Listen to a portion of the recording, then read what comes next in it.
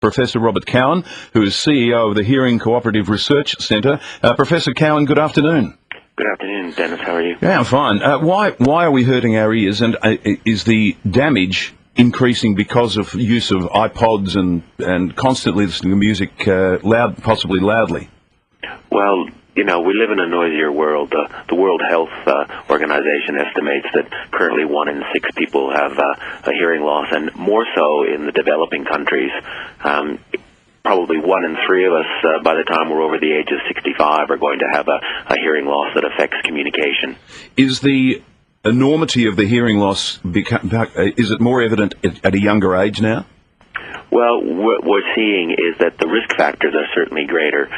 Research that we've done into, for example, clubbing indicates that certainly a proportion of people who attend live music clubs are at risk of hearing loss. It's a combination of the intensity of the sound, how long they listen to it, one exposure, and how often they do. Good rule of thumb is if your ears are ringing after attending a conference or attending a concert, you may well have had a temporary hearing loss, and that could become permanent if you repeat it. Is there any risk that there will be more people who end up without any hearing? Well, hearing loss is a lifelong issue. It's a lifelong voyage for us, and if we are damaging our hearing more in our younger ages, then as we lose our hearing with age, we're going to have increasing amounts of hearing loss. And one of the things that we're concerned about is that with our aging population, we're actually going to have more people in the elderly age bracket who do have significant hearing loss that affects their communication, and so affects the way that we manage them.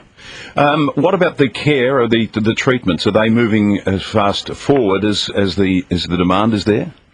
Well, certainly technology has improved markedly over the last 2 decades, and Australia is really the lucky country in terms of hearing loss. The technologies and the services that we have here are second to none in the world. The hearing aids available to pensioners and to children, the cochlear implants developed through the University of Melbourne and commercialized through Cochlea are the world's leading technologies in terms of dealing with the communication problems that occur because of hearing loss. What we're not doing at this point is actually curing sensorineural hearing loss. We're actually just dealing with the effects of it on communication. What about for children? If they're starting to, at an earlier age, use earplugs and listen to loud music from say, around 10 onwards, could we have people with real problems before they even make it to their 20s? Well, that's certainly an issue, and again, the sunburn analogy is the right one. We should be, in the same way that parents, make their children aware of not to, expose themselves to too much sun. Depending on when you go out in the day and how long you stay out, we should be looking at the similar thing for loud sound. I'm not trying to scare people off using iPods. I mean, we all use them for travel, but people just need to be aware that it's a combination of how loud the sound is and how long you listen to it. And the experience at home as well, with home theatre systems, generally people are listening probably at a greater volume to their televisions. Well, that's probably true, although they tend to listen at a distance, and with every meter, the intensity of the sound drops by half.